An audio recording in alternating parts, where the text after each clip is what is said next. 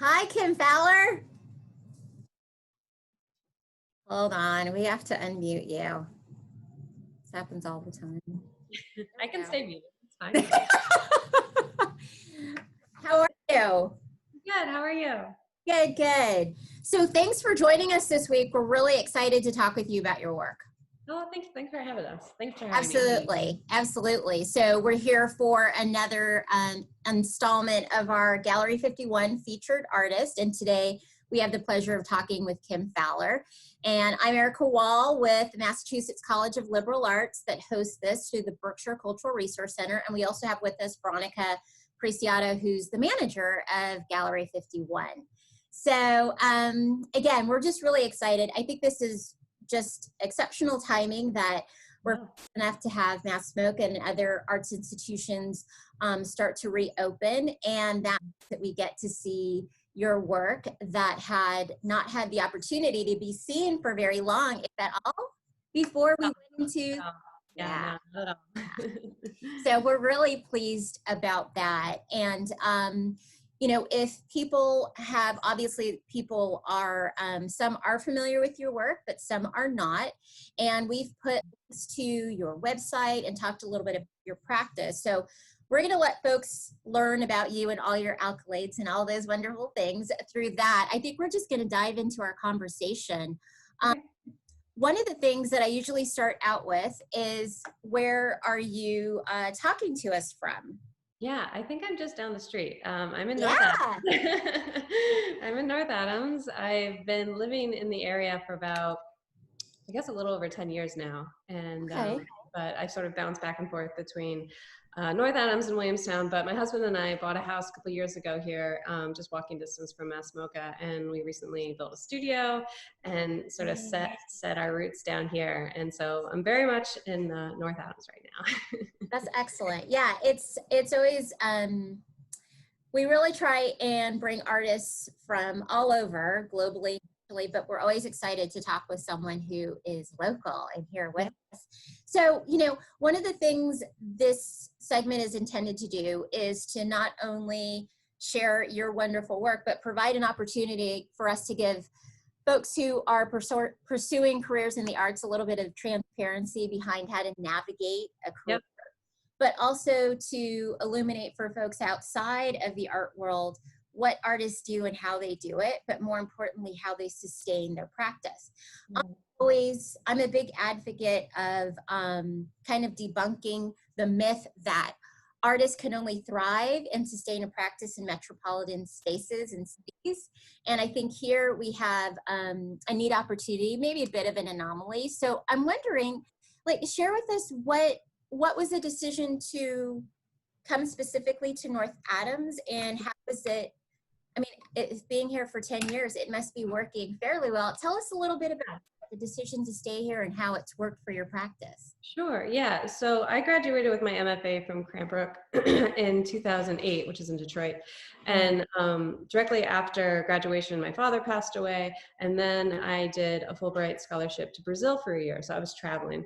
And so needless to say, my life was sort of thrown up in the air, and another language was introduced. And it couldn't have been more chaotic. And so I knew when I finished my time in Brazil, where I was traveling throughout the country. I was in Rio and Sao Paulo and Salvador, just doing residencies and making installations and traveling. I knew I needed a place to sort of hunker down, and I don't want to say hibernate, but just settle a little bit and let life sort of calm itself a bit. And so before grad school, I lived in Boston for 4 years or so, and I knew I didn't want to go back there, but I also knew that this side of the state was very different than that side of the state. And so I decided to try it. And so I moved from Sao Paulo to North Adams. And it was always very interesting when people ask me, where did I come from? Because that's the first question any local asked, why are you here?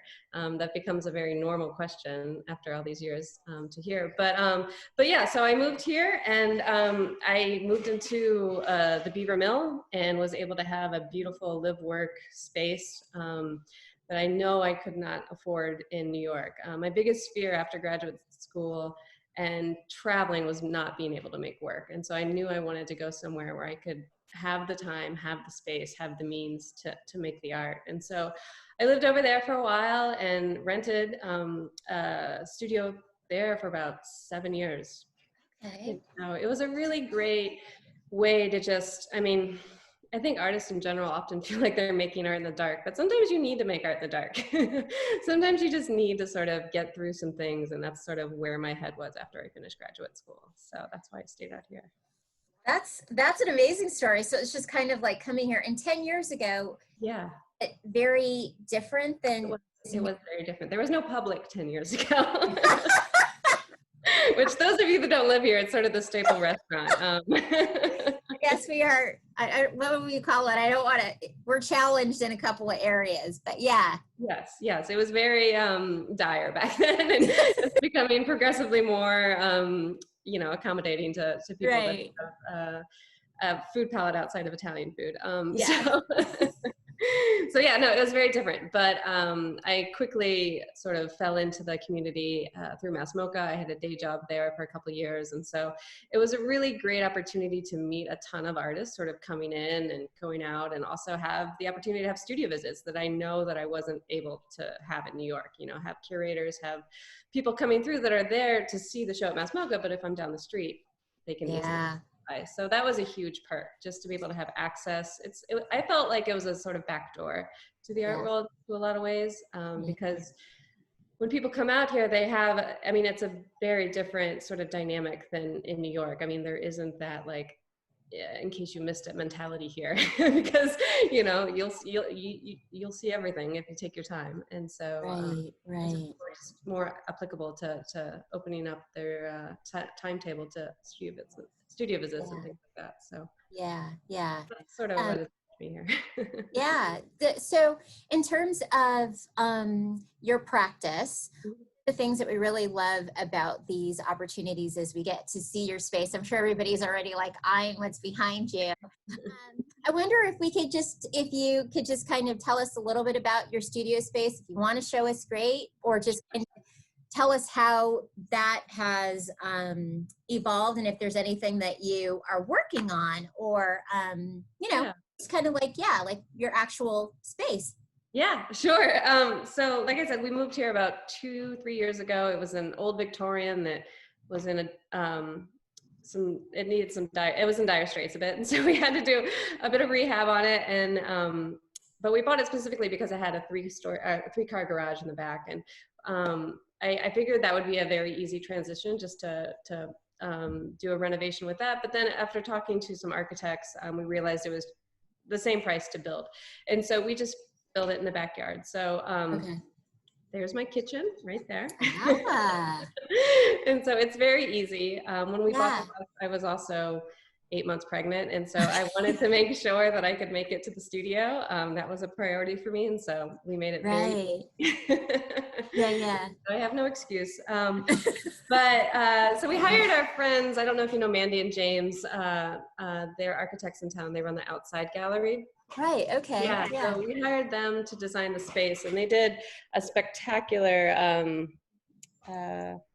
lovely job. Sort of just give you the 360. There. Yeah. So it's not huge. It's like 600 square feet. That's wonderful. And it was very surreal when you're talking to architects, just because they have to think of all the things. And so, they're asking me questions like, where do you want the light to come in? And I'm like, oh, I've never had the luxury of thinking about that. It's more like, will I get a window? Yeah. Right. Yeah. So, but they did a fabulous job, and I love it here. It's great. And so, after having a lot of makeshift studios, it's nice to, have one where I can spread out and feel like I'm not, bothering anyone or imposing on anyone in terms of sound or smell or all those things. Come into play. Yeah. I mean, it looks like a wonderfully lit space, and I love all of the different views that you have outside, and I'm sure that's inspiring. So tell us, for those of us that don't know anything about your practice, tell us a little bit about that. Sure. Yeah. So I'm very much a sculptor at my heart. My work spans the whole gamut. I make drawings, installations, photography, paintings, video pieces, but very much working from a sculptural lens, meaning the scale of things are important to me, the material that I'm choosing, our physical relationship to those objects is really important to me. And so in terms of content, I use my everyday experience as a means to mind the content. And so using things that we all have in our immediate surroundings, whether it's a stack of magazines, handwritten note, discarded grapevine, all the things that sort of are the ephemera of our life, all the things that help us sort of hold ourselves together and get through the day. I'm interested in those things. I'm interested in sort of the outcasted materials, the things that aren't deemed important, but in reality, they are the things that hold us up. And so with those in mind, I use those objects as points of departure to really investigate our emotions, our memories, our routines, all these things we take for granted. I look at those objects and see those things to try to understand the passage of time and to understand how we attach value to things.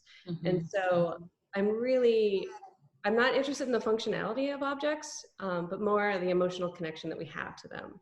Why do we keep objects around that no longer work? What is that emotion that's baked in there, and how can we open that up and consider that as something that's important and not just ephemera that is disposed of? And so in the last couple of years, I would say in the last 3 years, I've really been interested specifically in the idea of anxiety, how it's manifested, how it's illustrated, it's just a really complicated emotion in the sense that it sort of can be an undertone that isn't acknowledged, and it can sort of quell.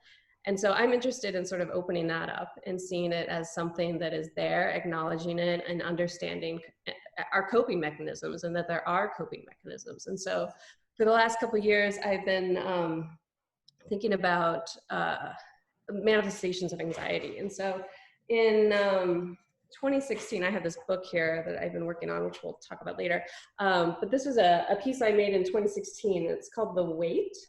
Okay. And it's a sculpture, and it's a stack of porcelain slip cast rocks. So I took rocks that were in my backyard, something that everyone has, and I sort of translated it into porcelain, something that's very delicate. So I'm taking something that's very permanent, something that's very eternal, something that's heavy, and I'm sort of turning it on its head. I'm making it light, I'm making it delicate, I'm making it fragile.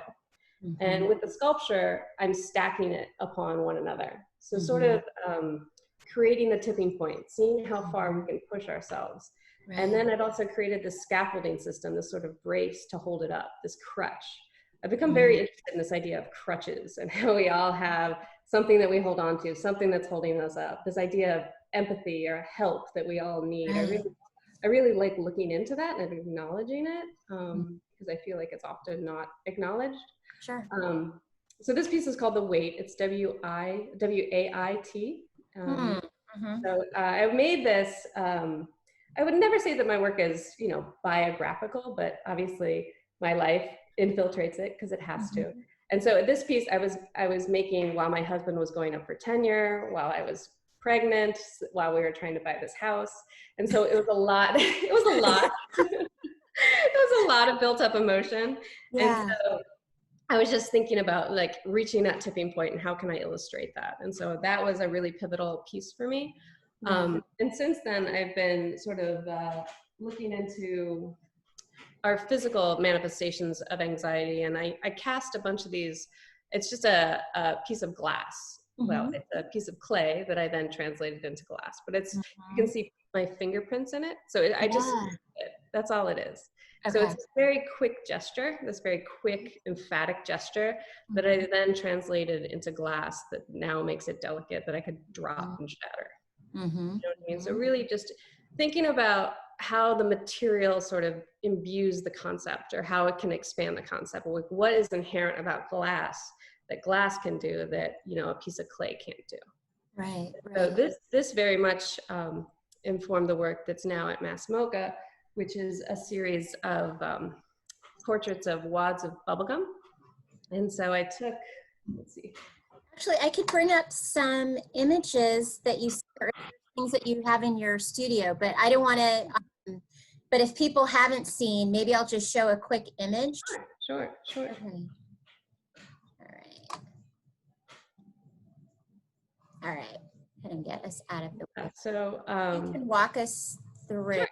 Yeah, so there's a series of 20 pieces of sculpture that hang from the ceiling at head height. Let's see here. What did I do? Try it again. Okay, I'm going to start from the beginning. Yeah, sure, no problem. Can you still see my picture? Can I like hold things up? Okay, yes. So I took a literal piece of bubble gum, like a photograph. Yeah. I took a piece of bubble gum and I photographed it on all sides, and then I sculpted it. And then I enlarged it to about, 16, 20 inches. Okay. And then and the installation at MassMocha is a series of 20 of these objects hung from the ceiling at head height. And so really looking at the gesture that is captured in a wad of pizza bubblegum, we all sort of have this, we don't all have the habit, but it is a habit of chewing gum. And I swear I can't take a piece of bubble gum out of my mouth without looking at it when I throw it away. There's a bit of magic that happens inside the mouth that, you can't see, but you can feel it, and it's, you're sort of creating through a tactile sensation as opposed to with your eyes. And there's a lot of emotion in there. And I really wanted to capture the very tense, compact wad of bubblegum as opposed to sort of the breath that's captured in sort of a bubble or something like that. I wanted the tightness because I was really thinking about this idea of anxiety. So I hung 20 of these at eye level. Okay. And there are a variety of materials. So there's cast iron, cast brass, cast glass, gypsum, and wax. And so they're all made from the same mold, which from a sculptural point of view is a very dorky thing to think about, but I was really thinking about sort of, I have this mold, I have this form, how can I literally like expand its breath through materiality? And so it's the same 3 molds that were then translated across 20 pieces. And so I wanted to hang them at eye level. And so you're getting sort of I don't want to say a confrontation, but you're meeting the piece head on. You're allowed to investigate it and sort of investigate it at a 1-to-1 scale. It's not sitting on the floor. There's no power dynamic. It's sort of right at eye level. And so, in order to compound that idea of my eye level or my horizon line, I put a horizon line that runs across the entire exhibition. And so if you set up a level, the line would sort of carry all the way across the 20 objects. And so it was really important to me to think about how can I make these very diverse materials, the iron weighing nearly 100 pounds and the glass weighing 4. Right. Very dispersed materials. How can I equalize them a bit? You know what I mean? How can I create a sort of false buoyancy, a world where they live without the understanding of how much they weigh or how little they weigh? And so I thought the horizon line was a really great way to sort of equalize all the material together. So it looks amazing. I've got a couple of questions because as I look at it, I know in looking at your work, I was specifically interested in how many different mediums you work in and the process, right? Just like fabricating all of these and then, deciding how to install them. And then I think about the way that you approach the installation, which is the way to go, but how you have seen or how you envisioned people interacting, because we're able to walk around it, that sort of stuff. So tell us a little bit about process and then the way in which you envision people experience it and maybe how you have seen people. Yeah, sure. So process is inherent to any sculpture that you make. And I love process. I'm like a junkie for process, show me something I don't know how to do and I'll figure it out, I often, in grad school, people always used to tell me like, you don't have to reinvent the wheel every time you make a piece. But I'm like, but it's fun. So I'm very much into process and needless to say, very much into sort of accepting failure, understanding failure, and like walking right up to that line. But yeah, so with this piece, this is 2 years worth of work. I started it 2 years ago. And of course, when Allie, the curator, asked me to do this project, it started off as something totally different. You know, and then, you know, as the ball keeps rolling, it changes, and luckily I came across this idea. But yeah, so I knew I was doing the Kohler Residency. It's a really great residency out in Sheboygan, Wisconsin, at the Kohler Foundry. You know, Kohler toilets, Kohler tubs. They invite artists to come in and actually work inside the factory, like wear the uniform, have the name tag, work alongside the employees, and for 3 months.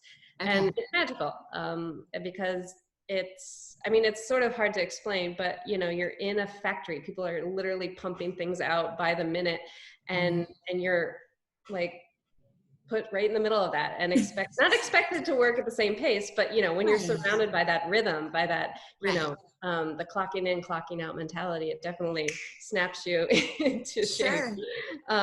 So that's where this piece started. And I was at Kohler for 3 months and working in the foundry. And so I think there's 8 metal pieces. And while I was there, I simply was making the art. I knew that I would be finishing it at home. Just to save time. So I did all the finished work here. And as I was doing it, I was thinking about, you know, I was lugging around these 80-pound balls and I started thinking about, okay, so what's the opposite of this? Like, let's make a big one, you know? And so I started making these gypsum ones, and I was calling them dummies because they were so light. And so, you know, after you're sanding metal, sanding gypsum is much easier. I can imagine. You know, I had to do the 2 extremes, and then I started to fill the gaps in with the glass and the wax. And the glass was really interesting. I knew when I was casting the metal, I wanted to cast a glass one because I really liked the idea of capturing the breath that was inside a blown piece of glass. I wanted it to be blown as opposed to cast. And I wanted it to be empty so then I could fill it with a liquid. And so there's one glass piece in the installation that has a little bit of Windex in it because I knew I wanted this like very saturated, cartoony sort of water reference. So was there? Go ahead. Oh, and then when I installed it, I knew I wanted it to be a head height, and I started thinking about, I mean, Allie gave me a tremendous amount of space. I did not anticipate that. That was really mind-blowing when I walked into the empty gallery and she said, "This is your space." But then I started hanging them, and you know, when you're doing an installation, anything site-specific, you inherently have to think about sort of the viewer and how are they going to navigate the space, and how can you, to some extent, control their experience or understand their experience, or at least think about their experience. And so they're pretty, it has a sort of forest-like feel when you're in it, but they're pretty spaced out. And then I also added some sound elements into the piece, where it's the actual sound of chewing, blowing, you know, thinking about the sounds that you make when you're chewing gum. And I started talking to my friend who's a sound guy who worked with me on this, and he was telling me about this idea of bone sound, which I'd never heard of, but it's the sound that you hear inside your head as opposed to the actual sound. And so I got really interested in that, thinking of your head as like a speaker system and how it sort of filters the sound out, and it sounds different on the outside as it does on the inside. And so I put the speakers inside the objects. So I allowed the materiality of the objects to sort of filter the sound. So the speakers that are in the metal ones sound very different than the speakers that are in the gypsum ones. Things like that. So I was really thinking about, once again, like, how can I pull the materiality of this a little further and let it sort of sing to some extent. When you I'm thinking you've probably been in there and seen people. How has that been? Is it what you had imagined, or any surprises, or, oh, I wish I would have done this, or? I mean, it's only been open for about 2 weeks, and truth be told, I've only been there once. Oh, you probably need to take a break, but yeah. No, I mean, it was nice. I went in there after, you know, I installed it, and then literally the Monday after I finished, the museum shut down. So it sat in the dark for 4 months, and I only had these photos to sort of hang on to. I went right before the museum opened, and then when it opened. But no, it's been great. It's been really great to see people sort of ping pong around them. When I first installed it, I was terrified to see anyone walk underneath the metal ones, but knock on wood, nothing has happened. Right. But no, it's been really great. It's really nice to have, I mean, no pun intended, but it's nice to have some breath around the pieces, and then nice to have, you know, room for them to breathe and to Yeah. stay, sort of, I don't know, bounce off one another Yeah. and Yeah. sort of talk to one another. So were there any specific materials that you used that you felt were most successful? Like, this is what I really wanted, or it best conveyed this sort of all Right. around what you had hoped in terms of anxiety. Right. I mean, I think if it was all one material, it wouldn't work. You know, like if they were all metal, or if they were all glass, if they were all gypsum or wax, I don't think it would work. I think it's that relationship between the two things, putting them right next to together. What happens when you put glass next to metal? All of a sudden there's this tension. There's like, Mm-hmm. you know, you're waiting for Mm-hmm. something to happen. And so I think seeing the same exact form literally translated across material, I think it really illustrates the impact of materials. You know what I mean? Right. When you're standing in front Right. of the wax ones, those probably look the most like gum. You know what I mean? Mm-hmm. And you know, Mm-hmm. you want to touch them. I mean, it's, I suppose you could, Right. but please don't. But they have this, like, you know, magnetism to it, whereas opposed to like the rusted metal one, it has like a repulsion Right. to it, you know, like, Right. so I was really interested in sort of creating a dynamic that wasn't static, you know, that wasn't just like, oh, that's a thing, you can look at it from a distance. I really wanted you to sort of be with the objects and have a physical and emotional sort of connection with them. Right. Right. So, As I was reading about you and just your work, it's very clear in what you do that there is, and it seems like a desire for people to not just witness the work and absorb the work, but to actually question the work. And it seems like that is the vehicle for that is your diversity of materials and medium. And then this idea of how I love how you look at things that we see in the everyday and show what we don't necessarily recognize in them. And I think that for ourselves is a personal experience too of what, again, you know, that what I do on a daily basis is not just what I do. It's indicative of a lot of things, who I am, how, you know, but mm-hmm, so, and so you have this show that we mm-hmm. have access to, but you had opened a solo show in January in Milwaukee, Yeah, right? So, and that was in a different context at yeah. the St. Kate. Yep, it's a St. Kate hotel. It's Yeah. there's a bunch of these like art hotels that are popping up all over the country. They're really great. I don't know if you've ever been to one, but I think 21C was maybe the first one. But Yeah. it's sort of a museum on the first floor and a hotel sort of on the second and upwards. Yeah. But it's a really great. I found it to be a really great venue to show work in, but just because you're getting the random person off the street, you know, which is Yeah. really nice. People that didn't intentionally want or try to see art are seeing my art. And I think that's great because Right. I grew up very much not in the art world. You know, I grew up in the Midwest in Ohio. Our family owns a farm and no one in our family was an artist. You know, I probably didn't go to my first museum till I was in college. Yeah. So I Yes. very much did not grow up with that as a part of my life. And yet I appreciate it the way I do. And so I feel like that shift, that magic that can happen when you discover something new is special.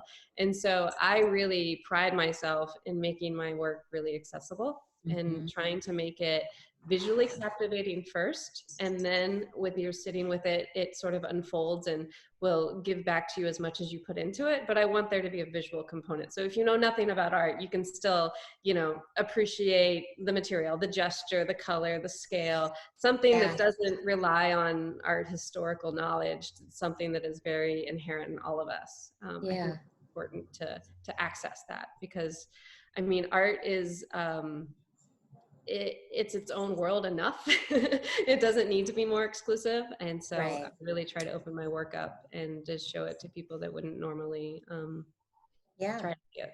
So Well, I think it definitely aligns with the focus of your practice in terms of something that you wouldn't necessarily anticipate in a normal visit to a hotel space, or something that, usually the images that we see in hotels are not very unique or original. I mean, you could Right, see the same basic idea just right, repeated on walls, but just right. original work. But I was wondering if you'd talk to us a little bit about, I saw in your studio that the image that I saw for that show was The that drawing?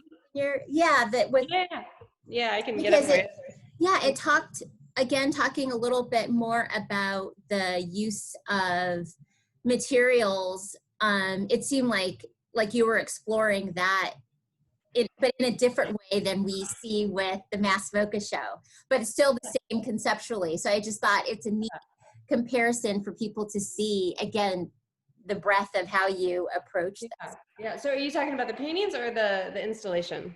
The painting, I think, is what Yeah, came up so first. let's see here. Yeah, so I put these two paintings on the wall. Let's see, trying to get it so you can see both of them. Yeah. Let's see here.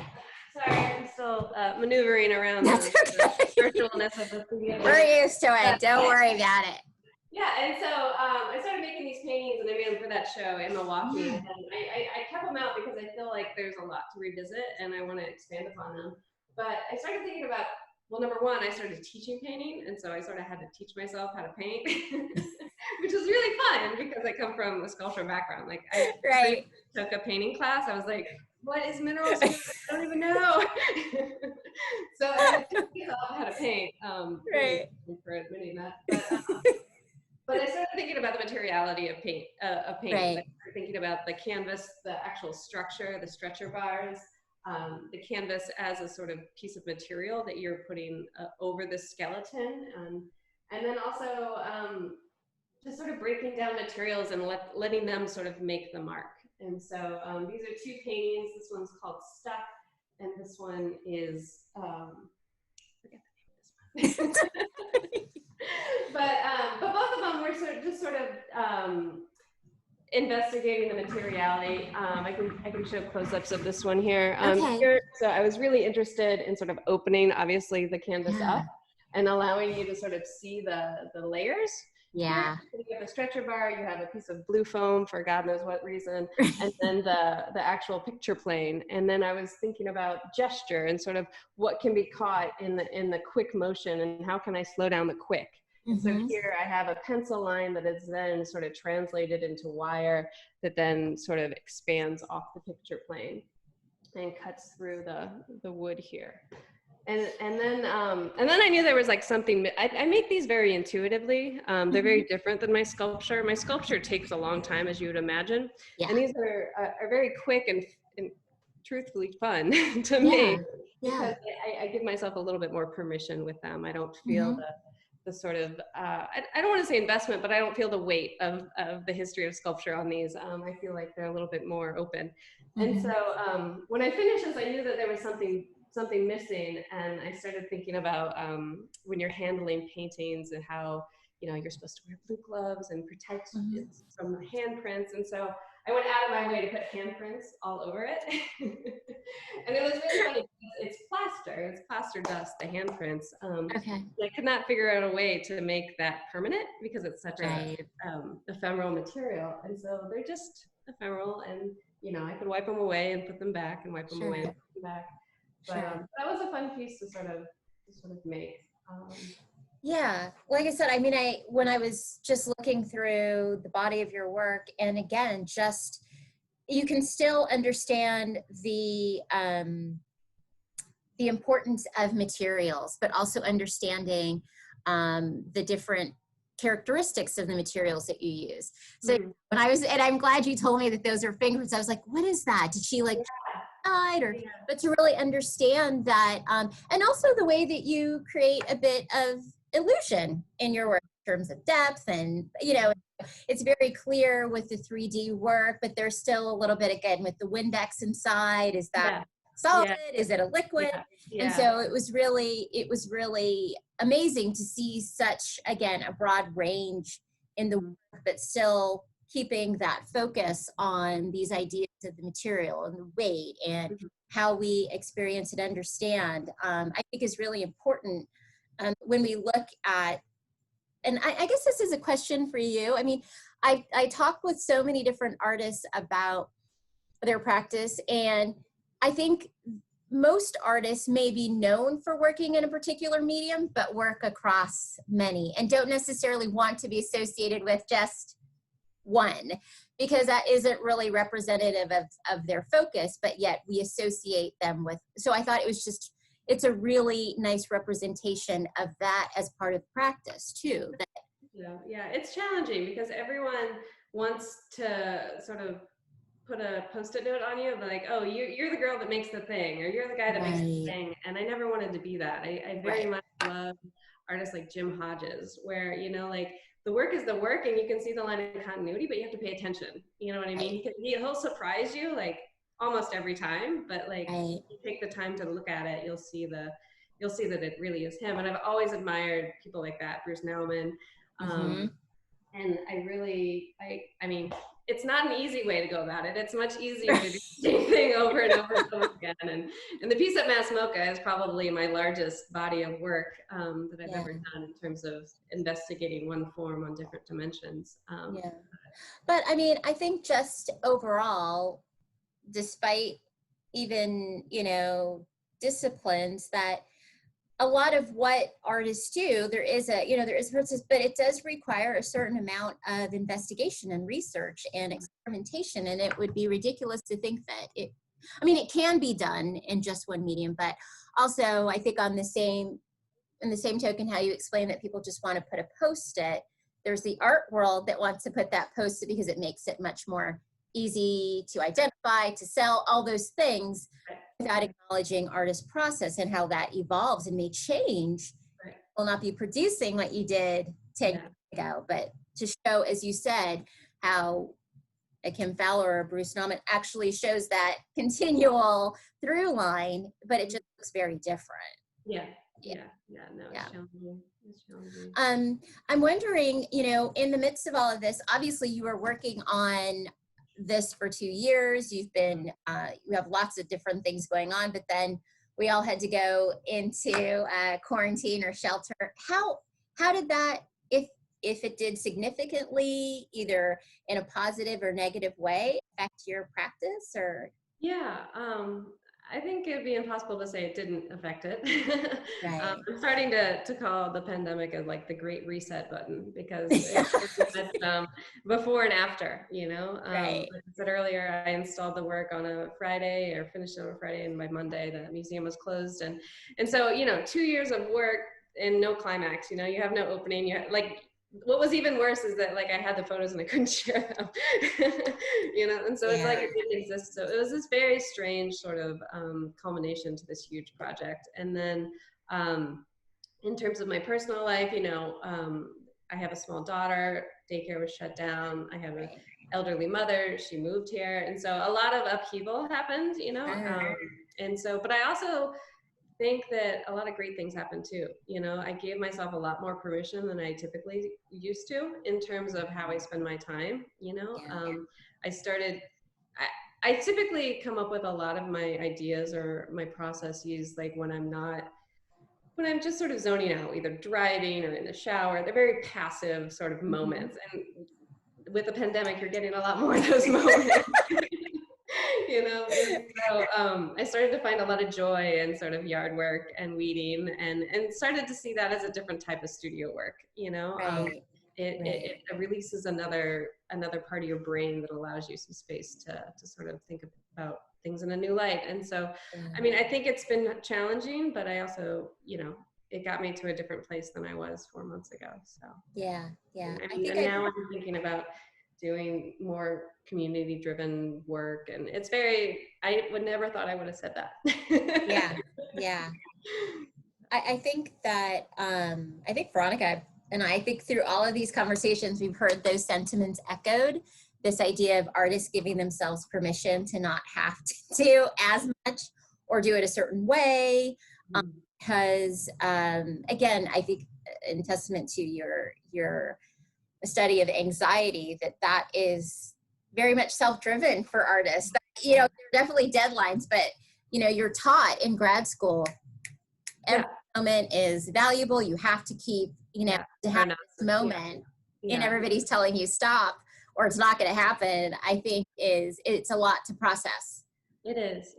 And so, I'm grateful for it. I mean, it's a very different world than it was 4 months ago, but I think it was sort of reaching a climax that it couldn't sustain. So I don't know. It's kind of nice to sort of see what the future holds, because it's totally unknown. Yeah. I feel the same way. I wonder, so, I mean, in the midst of all this, you said you've had these moments of kind of an ability to step back, think about things. So is there anything in terms of your practice? You've been practicing in North Adams at least for 10 years now. And as you look back on what you have just completed, what you've worked on, are there things that you, within your practice, that you're like, you know what, I feel like this is what I've valued most, or I've learned from most? And then what do you still have yet to, like, there's one more thing I want to. Yeah. So it's been fun. So another one of my pandemic projects, I created this book, which has been like it's a book. I think you can see the title. It's sort of a monogram, and it's a book over the last 10 years of my work. And so,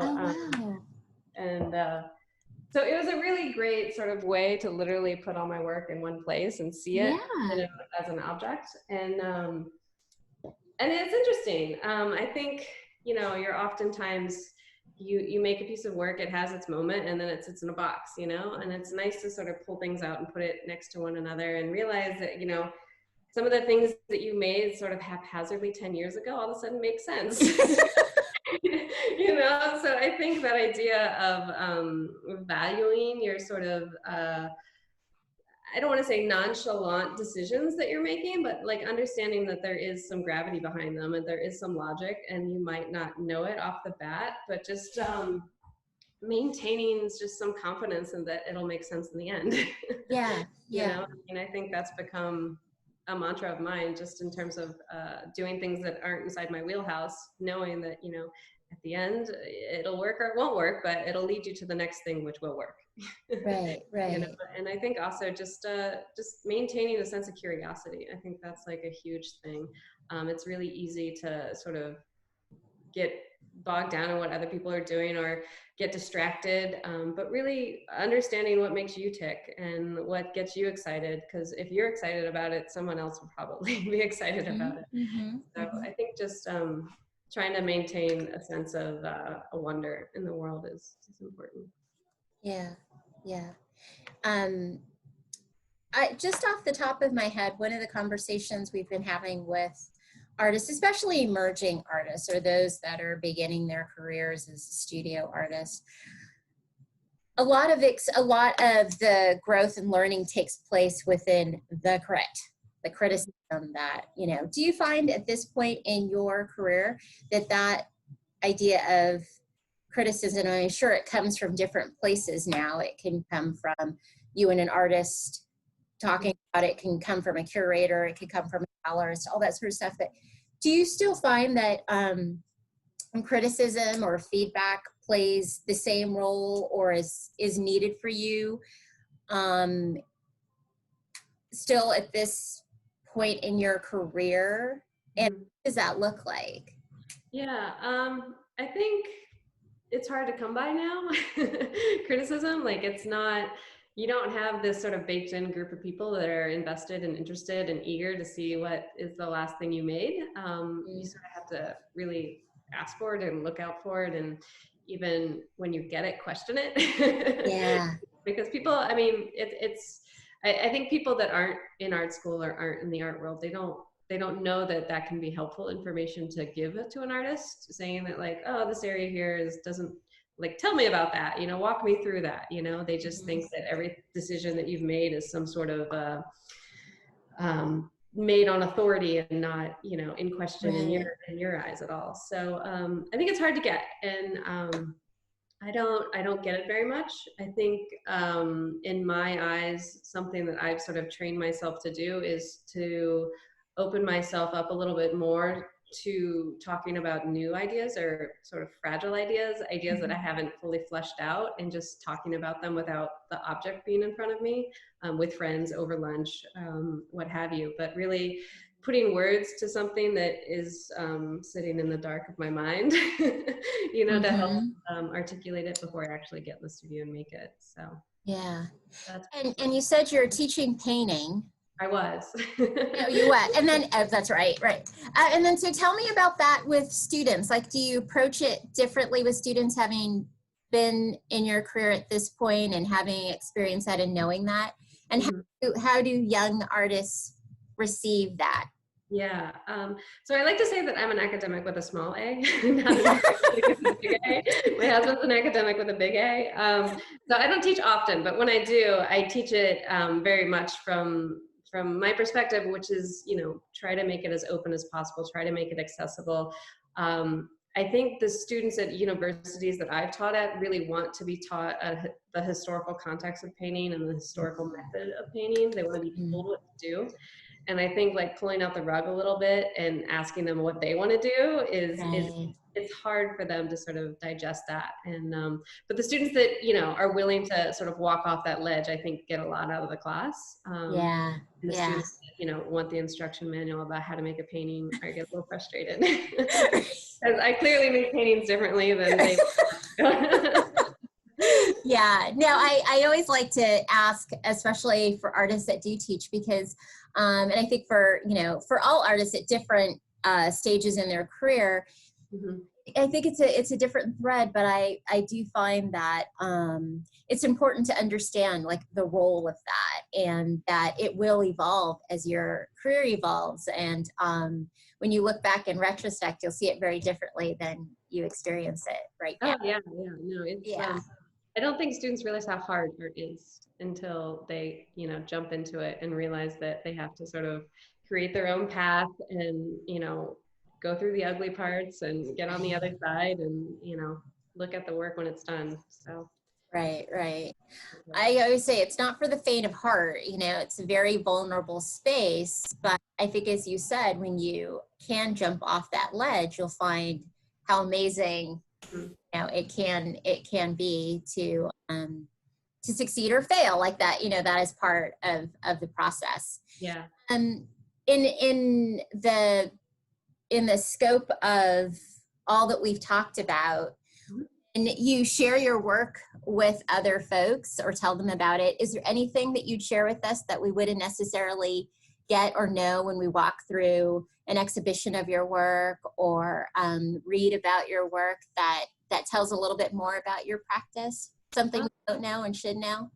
Sure. I guess I think, I mean, we talked a little bit about me being from Ohio in the Midwest and coming from that mentality. And I think that's a really important thing. I mean, I grew up in Ohio in the 80s when, the Midwest was sort of falling apart, and all the infrastructure and industry that was sort of holding up the city that I lived in, a very small city, was sort of falling apart and falling in on itself. So it was very much surrounded by that idea of failure and and production, and when you're putting a farm right next to a factory, sort of what is that tension, and when one fails and the other one doesn't, sort of how does that affect one another.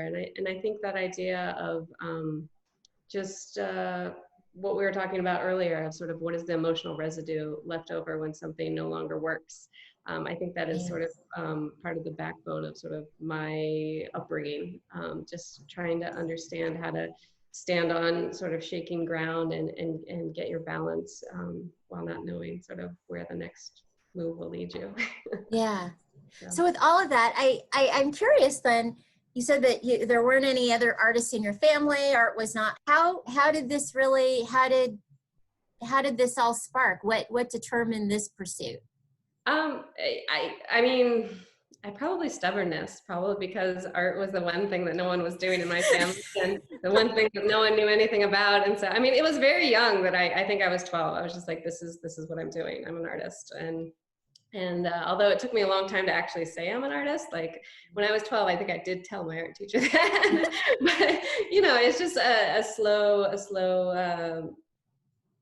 I was just stubborn, and I still am. You know, it's the only thing that I can do without, you know, it's what makes me happy. So it's something I fell into, and of course, great teachers along the way have sort of helped, and yeah, I just find it to be rewarding in a way that other fields aren't. So yeah.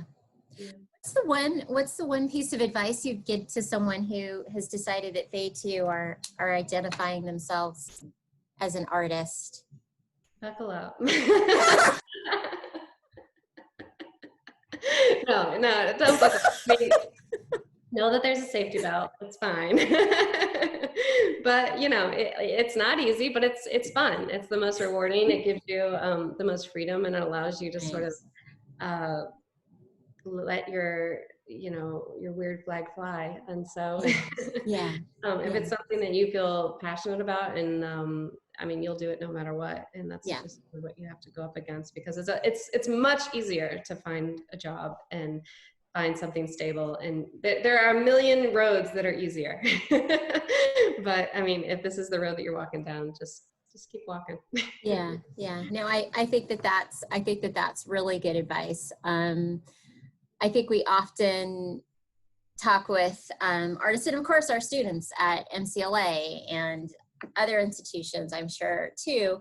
It's this idea of, well, how am I going to make it when I'm done? As you described at the beginning, when there is no one to tell me how my work is going, or I have to continue making work and also pay my rent, or how to, you know, all those things. But I do believe what you've described too is the perseverance, and knowing that, you know, this is not, it's not a path, excuse me, that's laid out for you, but one that you have to create. And I think your